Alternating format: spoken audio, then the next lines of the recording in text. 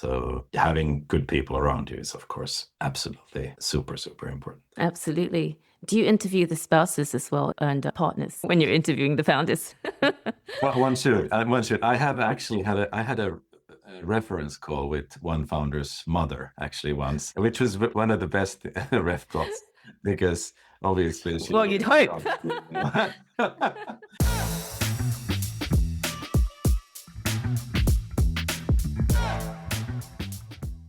Welcome to Entrepreneurial Minds Decoded. I'm Claudine Ng, and I explore the stories behind game-changing entrepreneurs. I have with me today Sami Niemi, a founder who had a successful exit to Nokia and now a partner at Spintop Ventures, a Swedish VC. Nice to see you again, Sami. Thanks. Nice to be here. What type of startups do you invest in? We're focusing completely in the Nordic startups, and that is because we have seen, and it's very clear that the Nordic ecosystem is something very special. So there's been so many generations of amazing companies that has created the ecosystem that dominates in the Nordics, and the kind of the whole global first mindset and how people deep down in the organization take the responsibility as when they understand the vision of the company can kind of create big outcomes without detailed guidance that allows Nordic companies to really get into great places. The type of companies we invest are, many of them are about driving very high productivity, working with digital infrastructure, and also circular transformation. Those are the three things that we think are really very, very special in the next coming 10 years. World will fundamentally change when it comes to how productivity is, software that drives productivity is created. The digital infrastructure is very fragile already and needs to change. And we believe that technology will finally enable much more circular transformation of society, even if the pendulum at the moment is maybe on the kind of wrong side. It is coming back, and it's coming back fast. Does that mean that it's quite AI focused? Yeah, nothing is not AI focused anymore. Everything is driven by AI. But what the kind of AI company investments is kind of complicated in many ways because it's all of a sudden it's quite easy to create things, and it's much more about distribution and sort of defendable advantages. So investing only on applications is quite hard. So we have a very sort of a full stack approach where we invest in not only applications, but more systems and platforms, but also foundational technology. And when this is done right, and the founders really, really know the problem space, they understand why the world needs to change in some certain direction and how and what they have that is unique, that they can maintain this advantage, then you can find amazing companies that are super interested. When you see other VCs invest in a startup that you're not really convinced of, and that may not be about the product or the team, it could just be about the valuation, how do you as a VC fight FOMO? I think we try to be quite systematic in when we do things. So even if, like, the cases that are highly attractive move very fast. So what basically happens is that we get that signal pretty quick. All of us are ex-operators and have seen how things work in the reality. So we get a pretty good signal pretty fast. And then if it's really interesting case, we partner up. So 2-3 of us actually work on the case and kind of lift all the stones that need to be lifted in order to be convinced and be able to react very quickly and provide a term sheet in 2 weeks if that's needed from the first meeting. So we're trying not to skip any essential steps in the evaluation, but rather just prioritize differently. Have you ever had to fight to invest in a startup? And how did you convince the team that your VC was the money they should take? I think all the attractive deals are partly a sales job for a VC, whoever you are. So what we do typically is that we put in the right person in front of the founders. So if it's fairly technical, AI driven, you need to really kind of understand and be able to go into depth of technology. Then they would probably meet me. if it's about how to do the commercial roll-up in the US for a SaaS company, it would probably be Helen, etc. If it's something around complex cybersecurity or like infrastructure and things like that, maybe Finn would be the one that they would interface with. And I think when you have that conversation and you can kind of ask critical questions and really kind of demonstrate that you do understand their business and the problem and how to scale it, typically the founders are quite convinced that we're the right partner. Then of course they can talk to our portfolio company founders and kind of ask them what they think about us. And I can't see any cases where we would get a very negative feedback, even actually where we have actually had to make pretty drastic changes to the company. I think the team has understood it, and usually it has worked out quite well. So I think it's a lot about us doing things right, and kind of be actually very human about the companies and kind of work closely to the founders and that reputation that you can verify. Because you're all ex-founder operators, so you can bring the expertise required and also open doors for your startups. Is that how you value add in your view? Yeah, I think so. Because the biggest leverage you can get from our work with the startups is that initially you're already in the early stages. You're kind of tuning the company that you have a kind of a similar common vision. But then the biggest leverage is really to ensure that the team is optimal at all stages. And oftentimes, for example, you may have at least I love companies that are very sort of product driven. So you have a product CEO that is doing pretty great job as a CEO, but also kind of glides away from the product. And it's quite clear that there might be a point in time when you want to have somebody else kind of leading and taking responsibility for the commercial execution. And the founder becomes still the thought leader, the visionary, but runs more the products. And then you have somebody running the cadence and all the kind of craziness of running effective sales organization and things like that. So we oftentimes figure out with the teams, how can we complement the existing team as good as possible to make it tick on all the cylinders.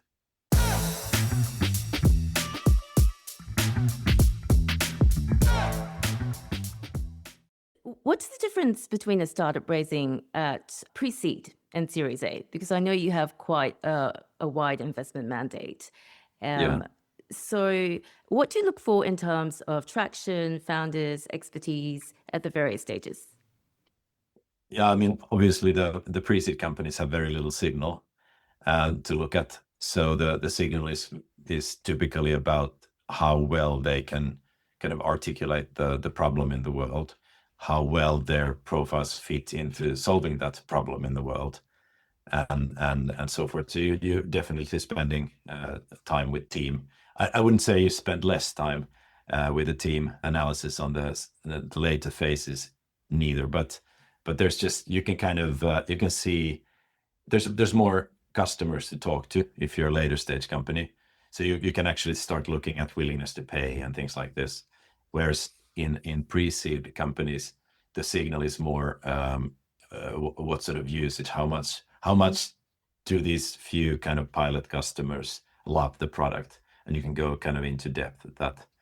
There's always a risk, even on the seed stage, that you might actually think that something is signal when it's not.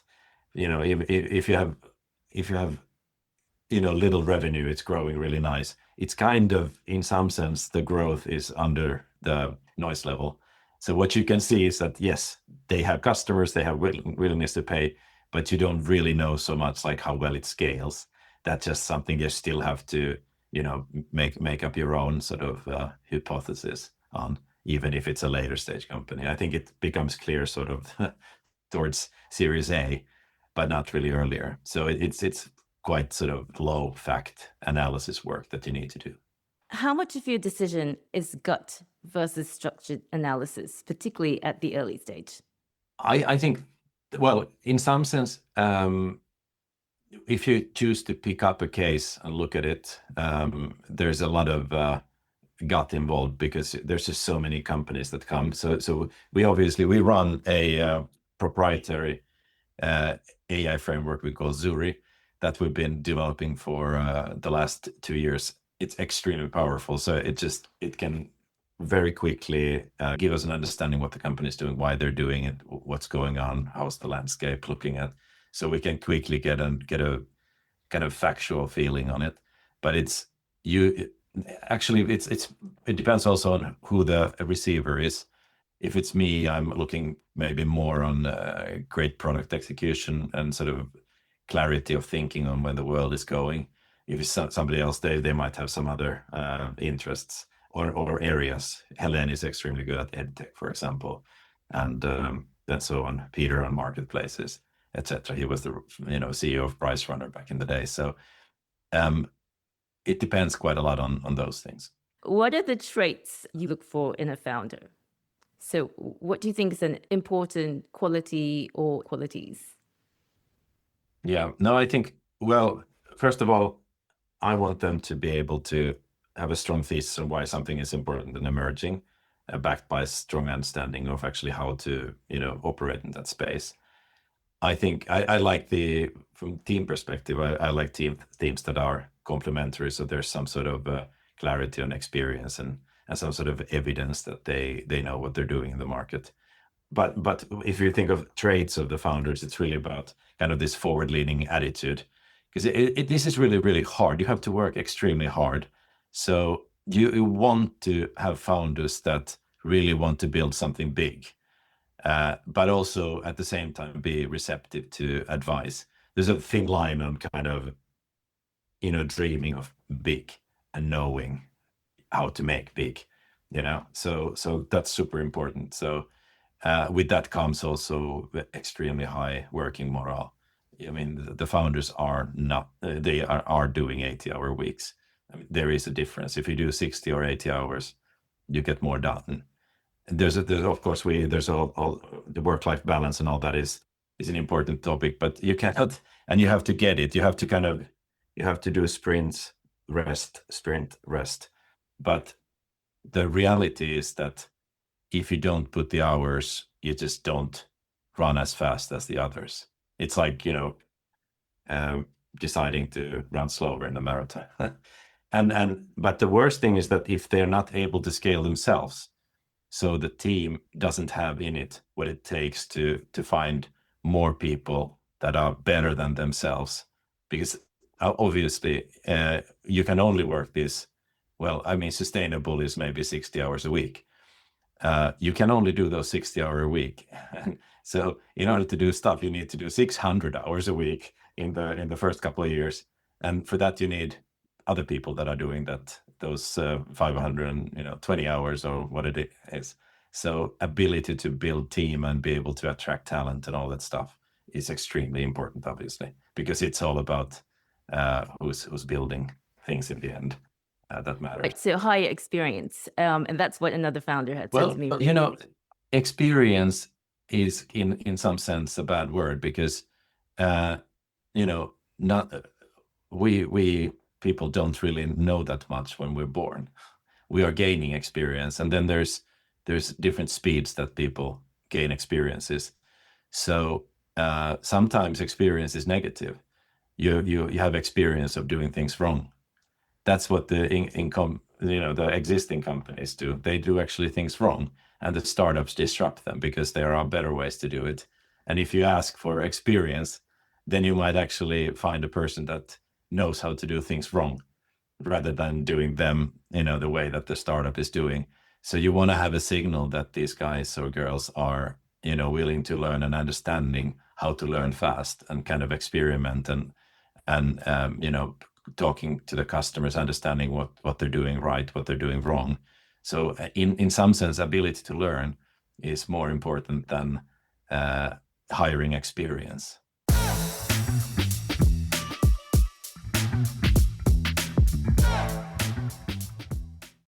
What's your typical check size? Typical check size is maybe 1.5 million euros, roughly. So So we do, sometimes we can go under 1 million, but it's somewhere between 1 million and 2 million when we go into a company. What maybe is a little bit different from us is that we reserve unusually much money to the later rounds. So we want to build really, really good consortia of investors in the beginning, because it leads to actually, and then those investors we would have with us are people that we've worked with and know that they're good. So that gives you a better governance from the beginning, where there's just more knowledge and sort of understanding and kind of forward-leaning attitude also from investor side. But obviously, what it means is that we can then double or triple or quadruple down on the best companies along the road, and it doesn't hurt our model.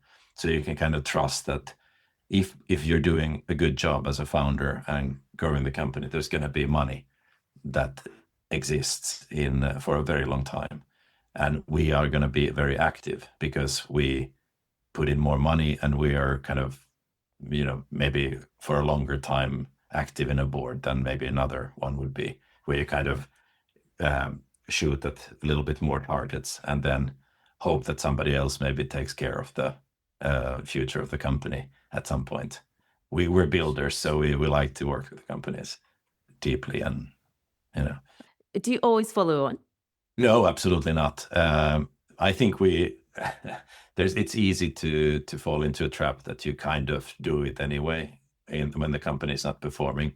The key thing there is that you have good leverage, so you're not if the company doesn't perform, that there's more money around the table, and you construct a deal that kind of works in that situation. But sometimes you really need to pull the plug, and it's often when you see that the team doesn't have it in them to change direction, or don't just sort of see the same problem that you might see in the execution. Then it should be absolutely the right thing to do to pull the plug and kind of maybe sell back the shares to the founders, or in many cases we do try to find a home for a company, even if it's a 1x exit, because it's kind of, maybe it's more philosophical. We think it's the right thing to do, because if you think of the amount of work, like it's amazing to be a founder. You're using extreme amounts of time and to kind of become that, and learning things. Like there's no other school than almost than becoming a founder that gives you that much knowledge per kind of day. And it's a pity if that knowledge and the packaging of the knowledge into the product, if it's completely destroyed. So if there are some, harbors where you can park the company, even though we don't actually make any real money on it, and the company and the guys and girls can continue working there, it's a good thing, and it's worth a little bit of our time. But for society, it's like being a founder is that there are founders and the VCs are investing money. I think the ecosystem in a society, it's not the VC, the founder ecosystem. It's not only built by the winners, but it's actually built very much by the kind of the losers as well, who do not make it to a fantastic exit or exit at all, because they have learned something that they would not learn otherwise. So it's really all the money and all the talent that goes in, regardless if they win or not, build a really good kind of ecosystem for startups and society, I think. That's a really good perspective, and I think it's quite a Nordic take as well, in terms of making sure that everyone is looked after, that the founders are not just left hanging out to dry. Reasonable degree, of course, but yes, of course. Yeah. What sort of signals, what sort of hardcore empirical evidence do you need to say, I just don't think they're going to make it? Yeah, there's so many dimensions to all of these. I mean, initially, it's a lot about the product promise, the kind of the market size, the defensibility, how you think of the team, and then more and more is shifting to actually showing evidence that customers love what you're doing, and that they are willing to pay. So the value you create is so big that you can, take a big chunk of that value and turn it into money or something else that is valuable for the company. So that is shifting a little bit, and so at some point you have a product market fit and know that yes, this product and the product proposition, the company's kind of vision works. But then the next challenge is obviously how do you scale it? Because if you think of the outcomes that funds need, you need to just build tremendously big companies. So something that would be kind of a good thing, you're making tens of millions of euros in revenue as a company. It's actually not really moving that much of a needle for a VC that needs to return 100 million euro, fund by 3.5x or something like that. When you sell a company like that, you're just not moving the needle for your own fund. So there are several levels of kind of several phases for the company to evolve. And one of the absolute hardest ones is how to scale from quite good to amazing. So within your fund, what percentage do you expect to fail, and how many do you expect to return like very, very well, so that you can return to your investors what they're expecting? Yeah, good question. It's probably something like 60 to 80% of the companies that are not they're not really delivering anything significant. Maybe they together deliver like 1x kind of the fund back, and the rest Which of is still the pretty good. yeah, but like I mean, this is in total. So Yeah. so obviously very many of those return zero or sub 1x. So it's really it's kind of the 20%. It's very much Pareto. So the kind of the 20% of the companies are the ones that actually matter in the end. And you don't really know it until a bit later in the cycle. So it's hard to tell. So you need to obviously support everyone to the degree that makes sense, and then really start double downing on the best ones.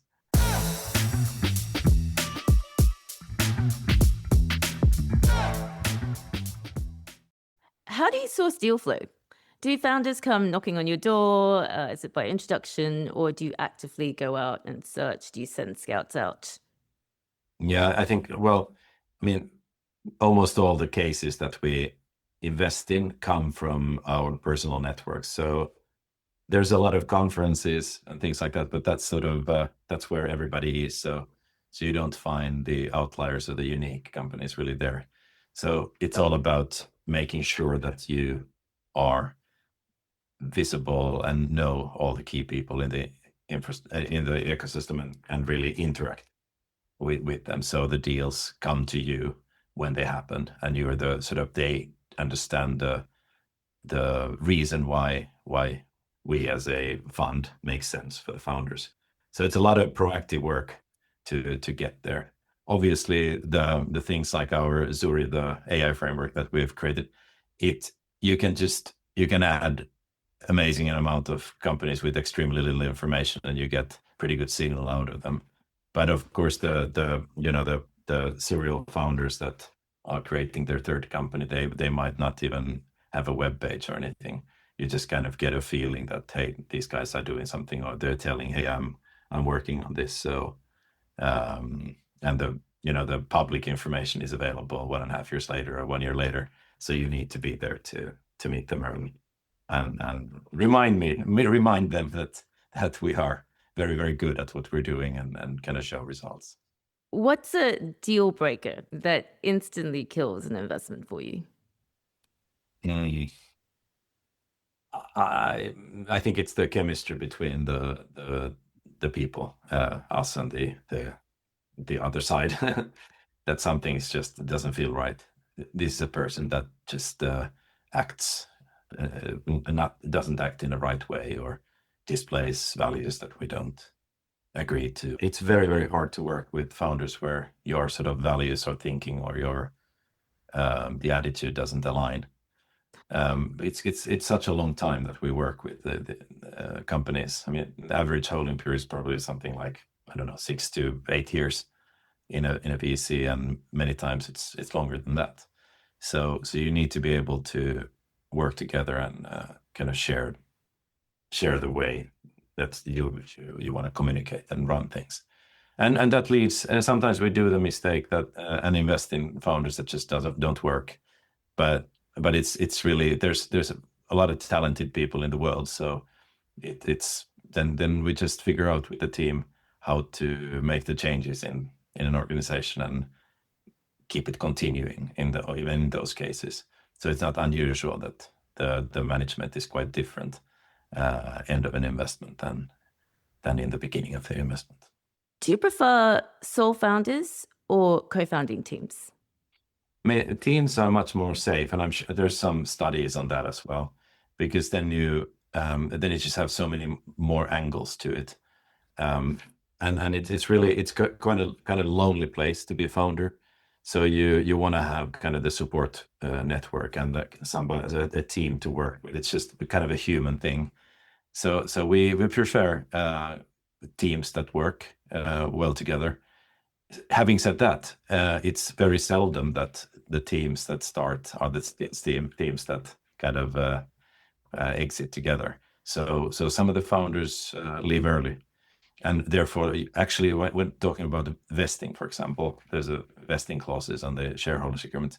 It's at least as much to the benefit of the founder than to the team that there are good vesting agreements, because the likelihood of kind of 3-4 semi-random people that I'm meeting together and trying to build something in a very, very hardcore kind of work environment, the likelihood that they stay intact is not super high.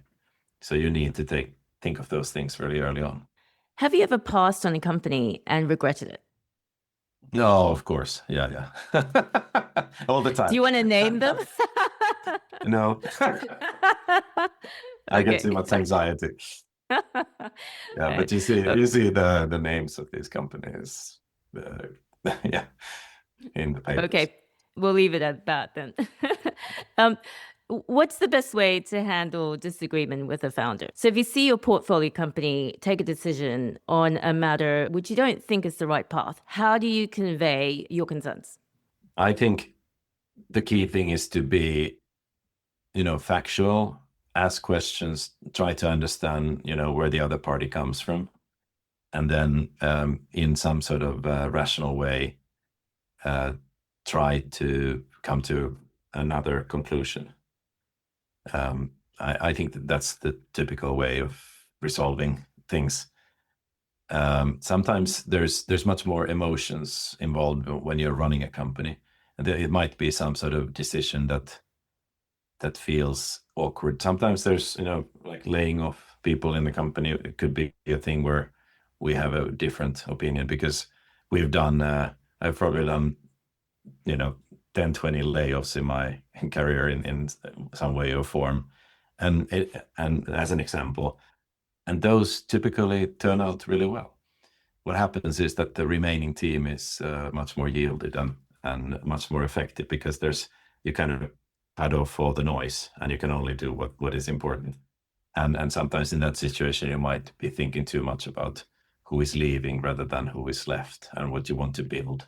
Like you need to, and there's also a little bit, sometimes people have different hats. So you have kind of a founder hat, or a CEO hat, or a board member hat, or at least you should have, but it's quite interleaved sometimes. So you need to kind of think of, okay, who am I at right now when we're talking about this decision? And then you can be the other role later on. But as a board, for example, you need to think of the best of the company and not best of my or the founder's shares. That's the next question. But first, you need to make sure that the company, for the company's best, as a board member, for example. It used to cost 100,000 to build an app, maybe more. And now one can go onto Lovable and build one for next to nothing. How important is it for a software tech startup founder to be a technical expert today? Is that still an important consideration or even a consideration when making an investment? Yeah, so definitely less important, but you do need to understand sort of at some point you can create quite awesome things without kind of understanding maybe architecture, security, and things like that. And it's getting easier and easier, but it's definitely you need to have somebody who's deeper into technology, because there's going to be all kinds of complications and scaling issues and things like that. But I mean, you can build very far without having to know that, and that of course leads to defendability issues. If it's easy to build things, then it's easy for everyone to build. So the building itself is not the thing we're putting too much effort on. Or for example, tech DD, like maybe 10 years ago, it was really important to really go through the tech, because tech was very slow to build. Tech is not very slow to build today. You can rewrite a lot of stuff over a weekend nowadays. So the kind of the proof points need to be somewhere else. And they're in many ways, they're actually much harder proof points than before, because the building of a product is no longer a big moat. But you want to have a technical understanding in the team is still my view. Sweden is a unicorn factory, has a long history of industrialization, and maybe that is one of the contributing factors in it producing the number of highly successful startups it has. Sweden has know-how, seemingly a culture of being unafraid to take risk. And of course, exited founders and investors have the cash to reinvest back into the system. But many countries have a history of industrialization and just haven't had the same startup success. What is it about Sweden that has made it into this powerhouse in producing unicorns? Yeah, it's a good question. Obviously, but there's these generations of entrepreneurs, both the ones that made it and the ones that didn't make. That is obviously important. That has been since the 1990s. So it's just the ecosystem started probably 10 years earlier than in many of the other European countries, at least. And then it's been actually very successful. But I think you have to kind of go to the root cause. Okay, why did the ecosystem start? And again, part is probably that there was some, high tech companies, and you had like, of course, Nokia, Ericsson, companies like that. There was also things like open source. Linux was created in Finland. I'm talking Nordic perspective and so forth. So there was a lot of these underlying things, but the problem of living in the Nordics is that it's too small market. So anyone who wants to build anything in the Nordics needs to think with global mindset. And so you can't actually build small stuff. If you're a German startup, you build a pretty decent company that becomes the best in Germany, but you cannot build a company that becomes best in Sweden, because that's just kind of a meaningless nothing in some sense, unless you're some sort of dependent very much on the Swedish ecosystem. The other thing I think is cultural. Also, as I think I mentioned before, there's something cultural that you're able to be both sort of bold and highly responsible as a individual contributor. So if you're able to create a company that has a very clear vision, it's well articulated on where the company should be going, what are the goals, what is important. And if you make people understand that, you can get decisions made very far down in the organization. So you don't have to kind of be very, very top heavy in how decisions flow, but decisions can actually flow to the other way around, which is highly powerful. So empowering the individuals to be creative, to be, a little bit breaking the rules within some boundaries. I don't think that really doesn't happen in very sort of top-heavy cultures. And I think we are the least top-heavy in that sense in the world. I think there's something real, and I of course recognize that for myself when I was leading my own startup back in the days. So this non-hierarchical structure and this, I guess, where you give people the responsibility to develop their own work product that helps the company grow. Am I paraphrasing correctly? Yeah, I would say so, but it doesn't work if the leadership doesn't understand how to get the people to tick. So you have a quite different leadership in a you know, innovative Swedish company than probably an innovative German company, I would think. Not that I am any kind of expert in German innovative companies, but as an example, I'm sure there's some differences. You're a founder operator, and you sold your business to Nokia, and then subsequently that was sold on to Microsoft. And so you joined Microsoft and you were an exec there, and then you turned VC. Do you ever want to get back to the trenches and start building? Of course, I'm a builder, as are many of us in the company. But for me, that's always a thing that you think about. Like, okay, like everybody, it's so easy now to get stuff done. So you want to be extremely productive and create something that the world wants. So, but I'm actually I'm building quite a lot of stuff within Spintop. So, for example, Zuri, this AI framework is quite a fun project. So, I think not that I have extremely much time over, but that is something I'm building. So yeah, that kind of satisfies a lot of that. And then because we have this DNA of actually working close to the companies. It's very satisfying to be there and figure things out with the companies. So in some sense, when you're running, it's kind of, you may have a kind of, or I might have a kind of romantic picture on how it is to run a startup. It's actually 80% kind of doing stuff that you actually don't want to do. I kind of 80% uncertainty, 20% some kind of other type of pain. So it's not really a pleasant thing to be a founder, but it's highly satisfying because you're creating something new.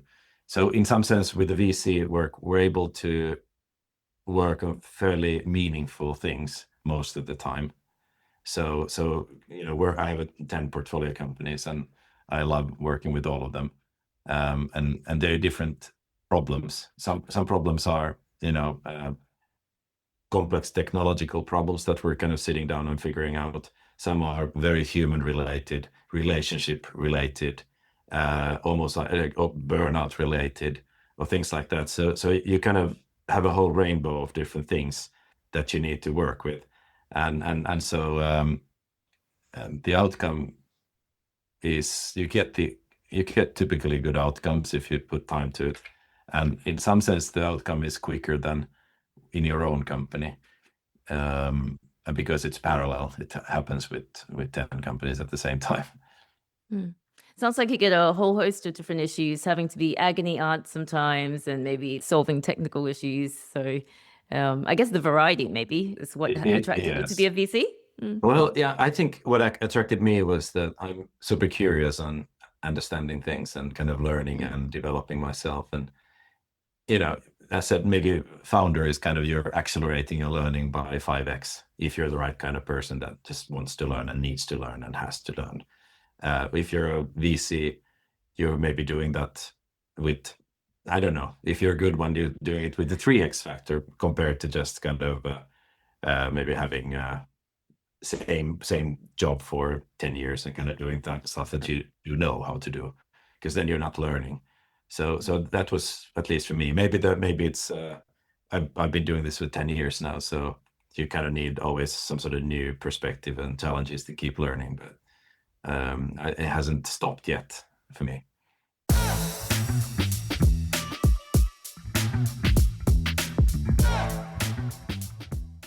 So you grew up in Finland. I've actually been around all of Finland. It's very beautiful. It seems like a very idyllic country to grow up in. And it's consistently ranked the happiest place in the world. What was your childhood like? Well, I was actually born up in northern Finland, in Oulu, and then moved further and further down south, and lived in a little village in the middle of Finland, close to Tampere. So yeah, a lot of snow, a lot of what else? It was that was an interesting time. I was always a computer nerd. So I was coding since I was 7 years old or something. So I spent quite a lot of time behind the screen and doing, there was something called demo scene in the 80s, where you were trying to figure out like how can you squeeze out as much power as possible from these really primitive computers, and so we were kind of competing who could do the coolest things in the world. So it was quite a lot of that. But Finland was it was interesting to we spent some time in America. We lived there in the late 80s, and it was just for coming from a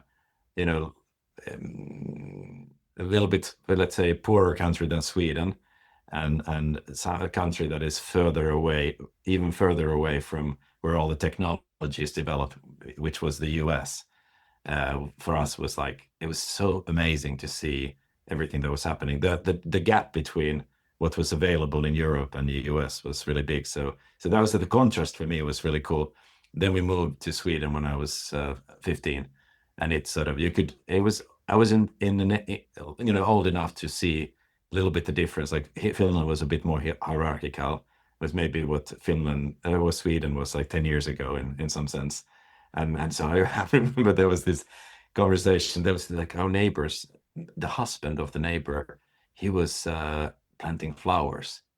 And we were like, my parents were like, oh my God, there's a man that is planting flowers.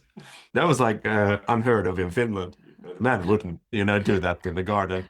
And it's like, of course, the fantastic and the most normal thing here. But I just remember the conversation. Like there was, you would think that the cultural differences are pretty similar between Finland and Sweden, but that was one example that was kind of, funny. I never knew that about Finland. That was more patriarchal, but probably not now. I would say so.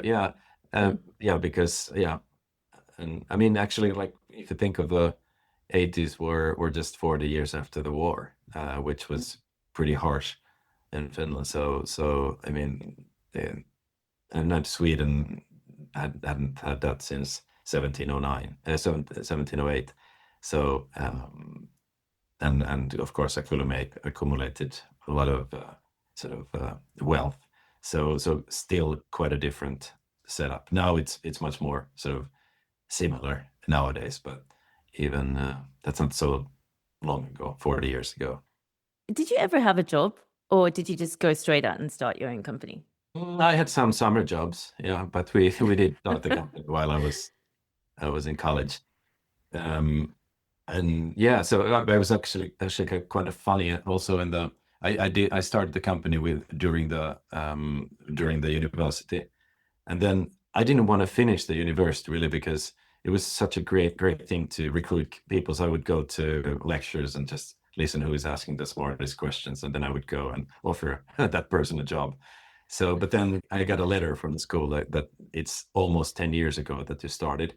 So I had only 5 weeks of studies left. So only one course, which was kind of, I could do anything. So I thought, hey, I'll do a discrete mathematics because it's kind of it must be easy. It's kind of probabilistic things, and how many you pick 5 something from this jar and 5 something else, and then what happens when they're combined. And I miserably failed. So I didn't study at all. I just went there. I'm gonna figure it out. I think I ran out of time on that exam, so I needed to actually study, and then I got the exam. So I got sort of finished in the end. From your personal experience as an entrepreneur, what consistent advice do you offer to founders? I'm thinking it's probably not the same always, but so much depending on the person. But I think generally, like the job is going to be a lot harder than you think. You need to develop yourself much faster than you think. Don't listen to too many people. It's really your own opinion that matters in the end. The ones that have succeeded, they have probably listened quite a lot to themselves. Of course, listen to me is good. But of course, but there's kind of you will have advice that rains on you, and it's just you're the only one that can actually make sense and decide what to do in the end. So I guess, I mean, sort of find a way to do other things than just work, you know, just like training and people and friends and all that is super important. And I was so lucky to have a wife very early on in this journey. So we've kind of been here together, and she's carried extreme big load, obviously, because yeah, I was never home. I was working, you know, traveling 2/3 of my time more or less. So having good people around you is, of course, absolutely super important. Absolutely. Do you interview the spouses as well and partners when you're interviewing the founders? Well, one should. One should. I have actually had a reference call with one founder's mother, actually once, which was one of the best ref calls because obviously she. Well, you'd hope. But she had worked with the mother, so that was Oh. kind of yeah, a great point to look at. And I see. So as a professional reference, not just, oh, I love my child very much, so you should. well, yeah, but you get to sort of good depth of people and in that kind of interview. What is the one thing that founders waste too much time on? I think there's this thing that so you hire somebody to paint your house, and then like and this person just paints this amazingly exactly beautifully painted house, but then it turns out that they painted in the wrong color. That's absolutely the worst thing that the founder can do. They can do wrong things. So they create a product that nobody wants. You know, yellow isn't the color of the year.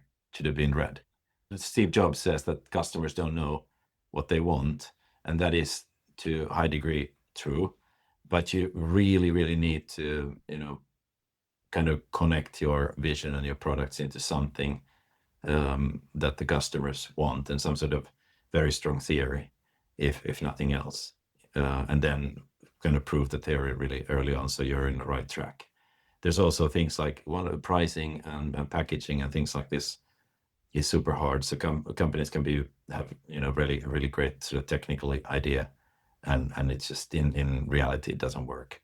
Or you create something for an ecosystem or type of industry that in your own mind it works great. It produces stuff that is identical to something that would require 100 people to do. You do it with AI, and it seemingly works really well, but you haven't understood that the process at the you know the customer's end just involves something like much more people of much more long-term vision that needs to sort of synchronize it. So it just doesn't work with the customer's process or brand or something like that. And so you're kind of working in dark and not really solving what the industry needs. Sometimes you get it right, where you know you're just doing something that the customer would never expect.